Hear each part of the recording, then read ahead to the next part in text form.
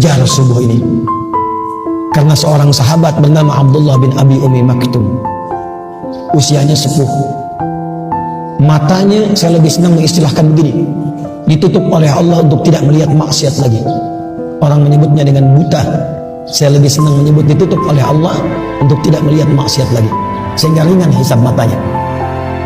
Datang kepada Nabi SAW, saya akhiri. Ja'a ila Nabi sallallahu alaihi wasallam faqala atau kama qala, ya Rasulullah ya rukhsah. Ya Rasulullah, boleh enggak saya subuh dapat keringanan? Zuhur masih banyak penuntun, sampai Isya masih bisa intikaf.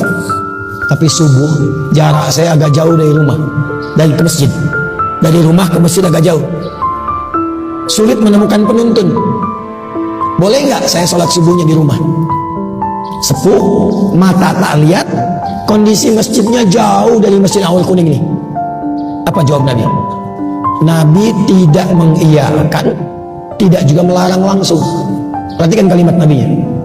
Atasma'ul adzan, apakah engkau masih mendengar adzan? Kata beliau, bala ya Rasulullah, saya dengar.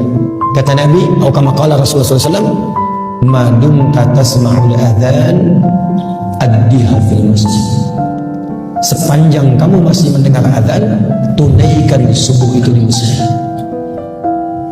Perhatikan cara membacanya. Maka beliau tahu ini pasti ada yang istimewa.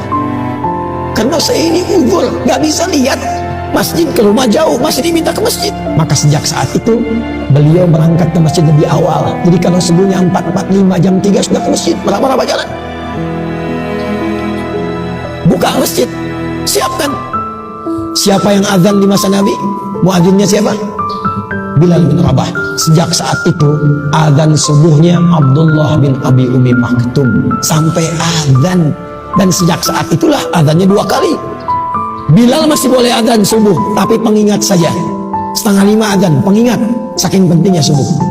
Tapi azan subuhnya Abdullah bin Abi Umi Maktum, seorang sahabat mulia.